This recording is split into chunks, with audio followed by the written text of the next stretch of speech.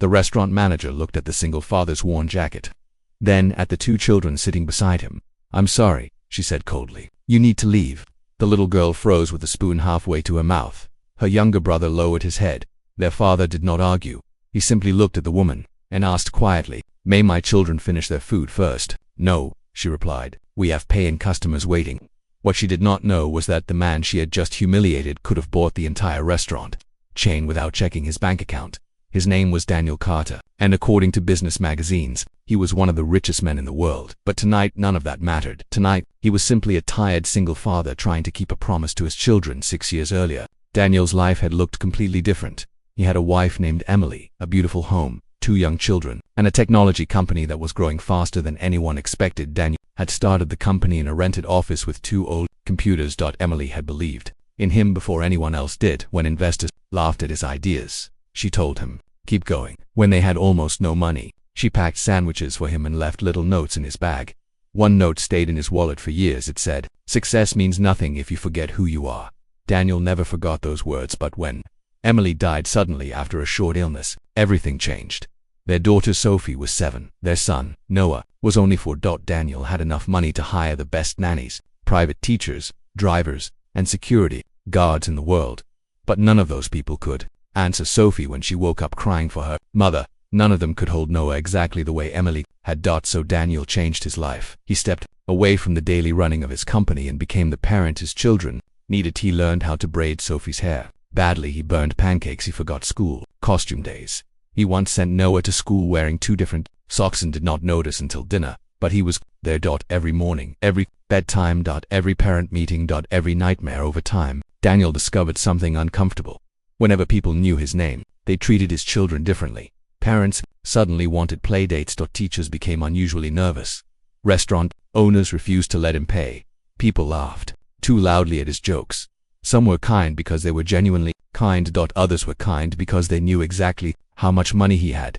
Daniel hated that his children were growing up unable to tell the difference. So sometimes, when they traveled away from their home city, Daniel did something unusual. He dressed simply.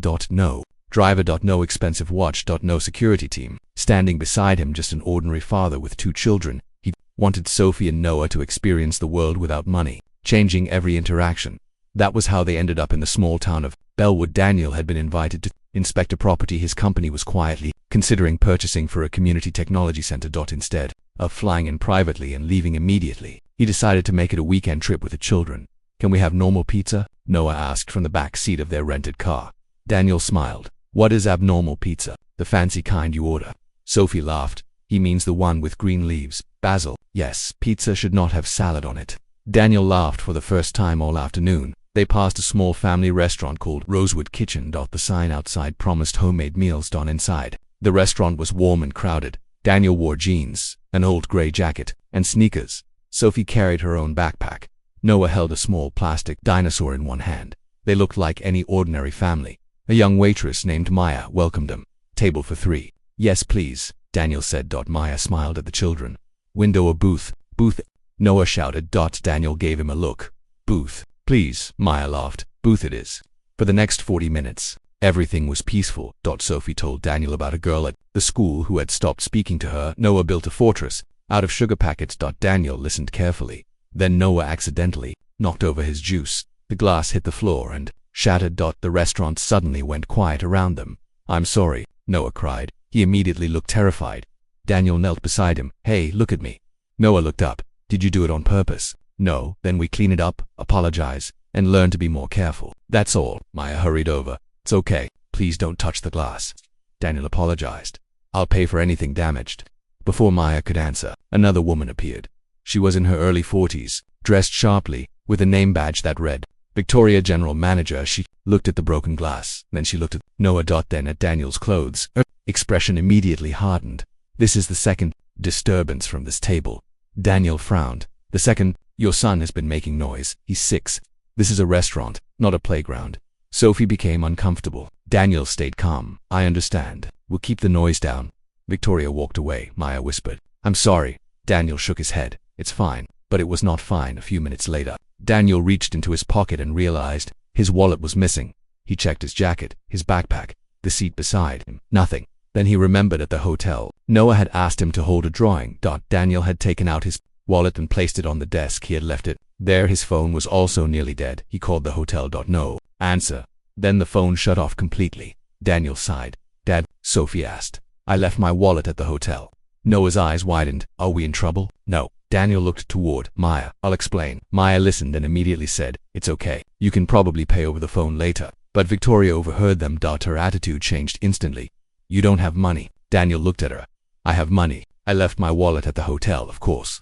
Daniel noticed two nearby customers watching. He lowered his voice. I can leave my details. I can return in 20 minutes. Victoria folded her arms. We hear stories like this constantly. Daniel stared at her. Maya tried to help. He's been polite the whole time. Victoria interrupted. Maya, stay out of this. Sophie's face turned red. Daniel felt something tighten in his chest. Not because Victoria doubted him. He had been insulted by powerful people before. But his daughter was watching and she was old enough to understand. Humiliation. Daniel said quietly. My children haven't finished eating. Victoria looked at their table, then back at his old jacket. I'm sorry. You need to leave, Noah whispered. Dad, are we poor? The question hit Daniel harder than anything. Victoria had said. Several people heard it. Sophie stared at the floor. Daniel could have ended everything in seconds. He could have borrowed a phone. He could have said his full name. He could have asked someone to search him online. He could have called one of his assistants instead. He took a slow breath. Then he looked at Victoria. May my children finish their food first? No. Daniel nodded. All right. He helped Noah put on his coat. Sophie quietly packed Noah's dinosaur into the backpack as they walked toward the door. Maya rushed after them. I'm really sorry. Daniel looked at her. You didn't do anything wrong. Outside, light rain had started falling. Sophie waited until they reached the car. Then she finally asked, Dad, why didn't you tell her who you are? Daniel looked back at the glowing restaurant windows because, sweetheart, I wanted to know who she was before she knew who I was. And none of them realized that this uncomfortable dinner was only the beginning. Inside the car, Noah sat silently. Daniel turned the heater on. Normally, Noah would have been talking non-stop. Now he stared out the window. Daniel looked at him through the mirror. You okay, buddy? Noah hesitated. Why did that lady think we couldn't pay? Daniel chose his words carefully. Because I made a mistake and forgot my wallet. But she looked at your clothes. Daniel was surprised, even at 6 years old. Noah had noticed. Sophie had noticed too. She thought we were poor. Sophie said. Daniel looked at both children. And would that make us bad people? No, Sophie answered. Then remember that. He paused. Having less money does not make someone less important, and having more money does not make someone more important. Noah thought about it. Can rich people be mean? Yes. Can poor people be mean? Yes. Can everybody be mean? Daniel almost smiled. Unfortunately, yes. Sophie looked toward the restaurant. Are you going to get her fired? No. Sophie looked surprised. She embarrassed us. I know. So you're doing nothing. Daniel pulled the car into the hotel parking lot. I didn't say that. Back in their room, Daniel found his wallet exactly where he remembered leaving it. He also found 6 missed calls from his assistant, Marcus. Daniel charged his phone and called him. Marcus answered immediately. Daniel, where have you been? I've been trying to reach you. Phone died. We have a problem with tomorrow's property meeting. Daniel sat near the window. What problem? The community center site belongs to the Rosewood Hospitality Group. Daniel glanced toward the direction of the restaurant. Rosewood. Yes, they own several restaurants and commercial properties around Bellevue. The board meets tomorrow. They're hoping your foundation will invest in a larger redevelopment project. Daniel became quiet. Marcus noticed. What happened? Daniel told him when he finished. Marcus immediately said, we canceled the deal. No, Daniel, no. They publicly humiliated you and your kids. One manager did. You can make one phone call and buy their company. That would teach exactly the wrong lesson. Marcus sighed. So what are you going to do? Daniel looked toward Sophie and Noah. Both had fallen asleep on the other bed. I'm going back. To the restaurant. Yes, tonight. Yes. 20 minutes later, Daniel entered Rosewood kitchen. Alone. Maya was clearing a table. Her eyes widened. When she saw him, he came back. I said I would. He handed her enough money to cover the bill and a generous tip. Maya tried to refuse the tip. No, please. I don't want Victoria to think this isn't about Victoria. He smiled. You treated my children kindly when you thought I had nothing. That matters. Maya's expression softened. Then she whispered, I'm sorry about what happened. Daniel looked around. Does she treat everyone that way? Maya hesitated. Daniel could tell she was afraid. You don't have to answer. Maya looked toward the office. She's under pressure. From what? The restaurant has been losing money. Daniel listened. Maya continued quietly. The owner gave her 3 months to improve sales. She thinks customers with money are the only ones who matter. Daniel frowned. So she pushes out anyone she thinks might cause trouble. Sometimes. Families. Maya nodded. older people who sit too long, teenagers, people who ask about prices, anyone she thinks makes the place look cheap. Daniel looked around the restaurant. Suddenly Victoria's behavior made more sense. It did not excuse what she had done, but Daniel had learned years earlier that understanding someone's behavior was different from approving it. That next morning, Daniel sat across from Sophie at breakfast. She barely touched her pancakes. Still thinking about last night? He asked. She shrugged. Then tears suddenly appeared in her eyes. I hated it. Daniel moved to the chair beside her. What part? When everyone was looking at us. He waited. Sophie wiped her face. And when Noah asked if we would, poor Daniel put an arm around her. She leaned against him. Mom would have said something. The words broke something inside him. For 6 years, Daniel had learned how to survive those unexpected moments. A smell, a song, a school event, a sentence. Anything could suddenly bring Emily back into the room. He swallowed hard. Yes, he whispered. She probably would have. Sophie laughed through her tears. She would have destroyed that woman. Daniel smiled politely. No, Mom was scary when she was mad. That is also true. They both laughed. Then Sophie became serious again. Dad.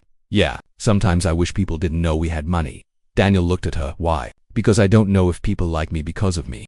That sentence stayed with him. Later that morning, Daniel arrived at the Rosewood Hospitality Group's headquarters. This time, everything was different. He wore a tailored dark suit. Marcus walked beside him. Company representatives waited at the entrance. The owner of Rosewood Hospitality, George Bennett, personally came outside to welcome him. Mr. Carter, this is an honor. Daniel shook his hand. Thank you.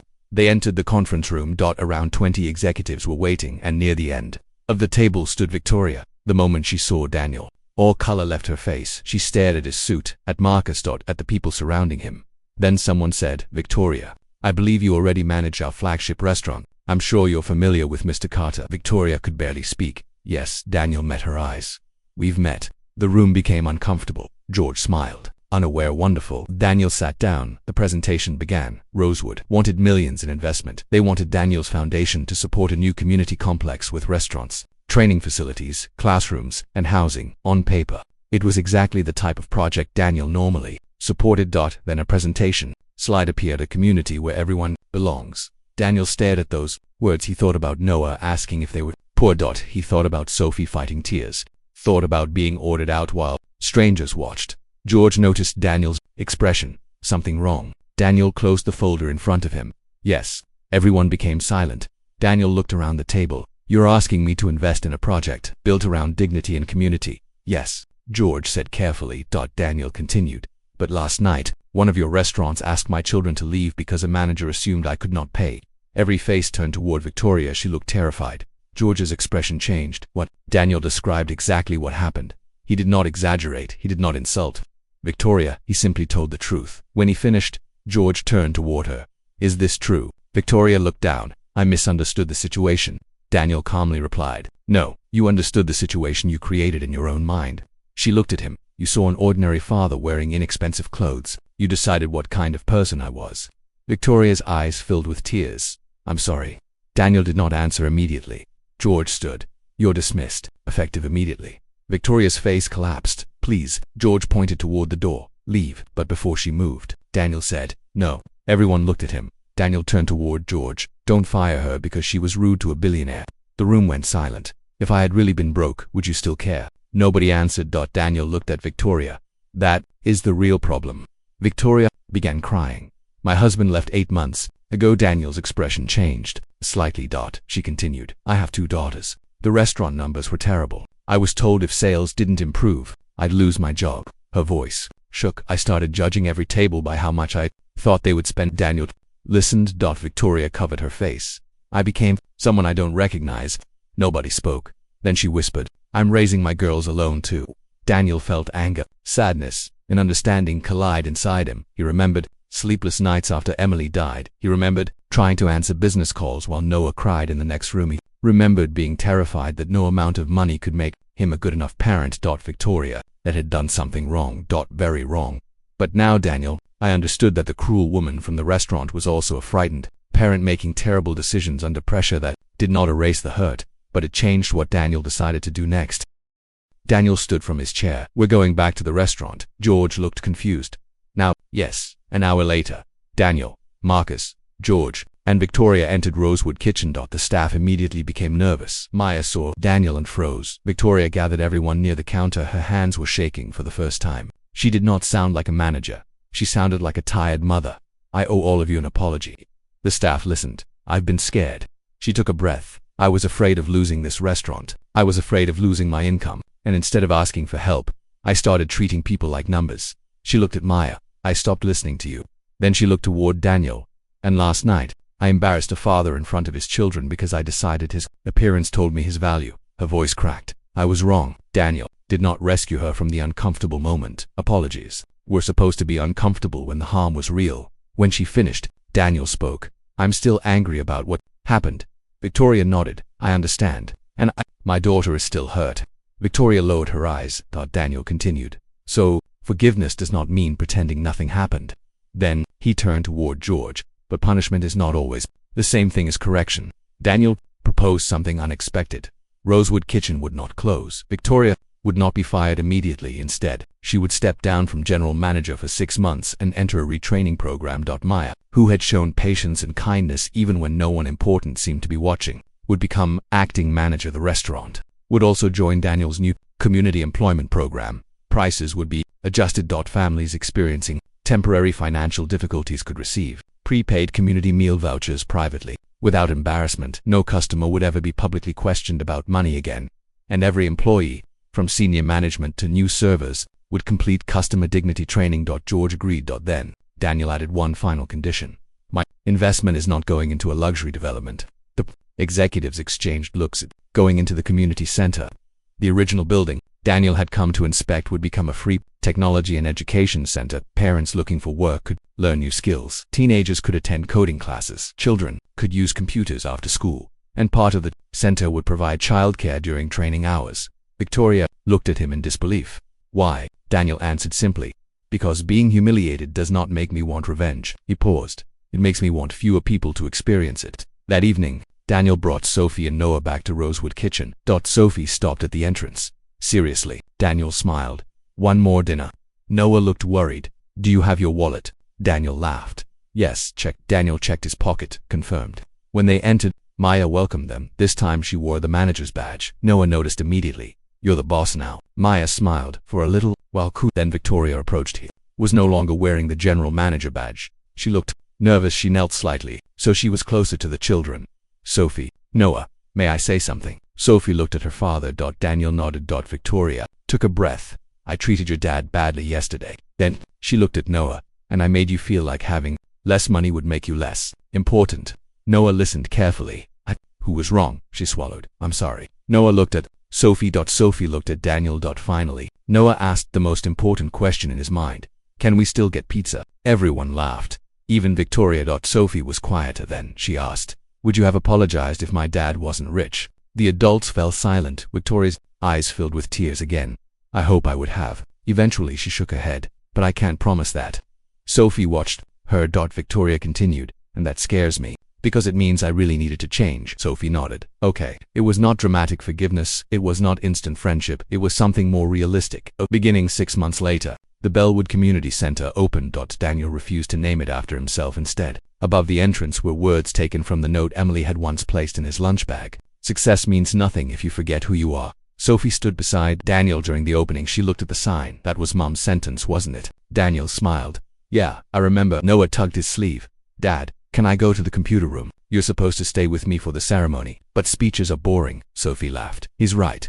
Daniel looked toward the sky for a moment. He imagined Emily standing beside him, smiling. For years he had believed his greatest responsibility was protecting his children from pain. Now he understood something deeper. He could not protect them from every cruel person, every unfair judgment, every embarrassing moment, every heartbreak. His real responsibility was teaching. Then what to do after those moments happened. Become bitter. Become cruel. Not use power to destroy people. And never confuse wealth with worth. Across the room, Victoria stood with her 2 daughters. She had completed her training and was now helping manage the community food program. She earned less than she had before, but she told Daniel she slept better. Maya had permanently become the restaurant's general manager. Rosewood Kitchen was doing better than it had in years. Not because wealthy customers suddenly arrived, because local families started returning. People felt welcome again. Later that evening, Daniel and the children walked back toward their car. Noah was holding leftover pizza. Sophie slipped her hand into Daniel's dad. Yeah, are you glad she kicked us out? Daniel laughed softly. That is a strange question. I mean, if she hadn't, none of this would have that happened. Daniel looked back at the community center filled with families. I'm not glad she hurt you. He squeezed Sophie's hand. But sometimes something painful that shows you exactly where something needs to change. Sophie smiled. Then Noah interrupted. If being kicked out creates community centers, should we get kicked out somewhere else tomorrow? Daniel stopped walking. No, just checking. They laughed together and continued toward the car. Daniel had more money than his children could ever spend. But that night, walking through the parking lot with Sophie holding one hand and Noah carrying cold pizza beside him, he understood again what Emily had tried to teach him years ago. A person's real wealth was not measured by what they could buy, it was measured by what they chose to do when they had the power to hurt someone back.